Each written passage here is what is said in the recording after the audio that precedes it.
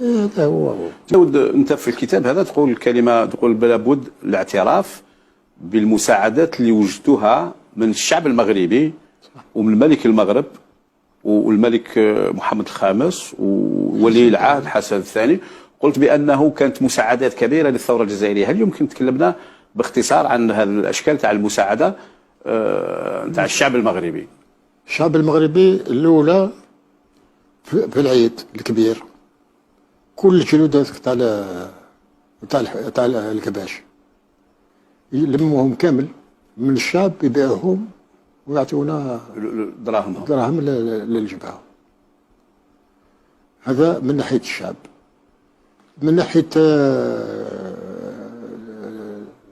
الملك ولا الملوك، يعني ولا السلاح كيجي لحنا من الخارج، يجي ينزل في دار البيضاء.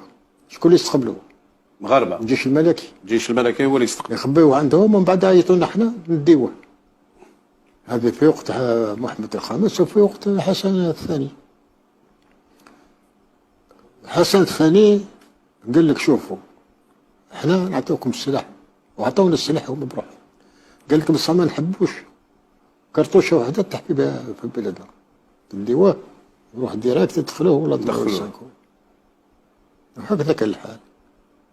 انا خطراها انا مسألة عقل عليها، جاب لنا قال لي شوف نهار فلان انه بوسوف يقضى المسؤوليه تاع الارمامون ورابطه مون جينيرال، قدم لي الحسن دو، قدم لي السفير روسيا، قدم لي السفير يوغوسلافيا، سفير بلغاريا. قال لهم كل ما قص السلاح ولا كذا سي منصور. سي منصور. ما دونك من ناحيه المغاربه يعني في الحقيقه ما نجموش نذكروه. ما نقدروش ننكروه هذا. واش نذكروه؟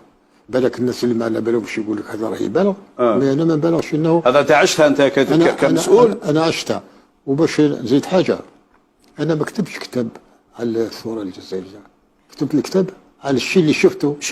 شهادتك في ميدان التسليح في الجهه الغربيه. هذا هو. سي ان تيمونياج اي نون با يعني ليستوار. ليستوار لي زيستوريان هما اللي يكتبوها.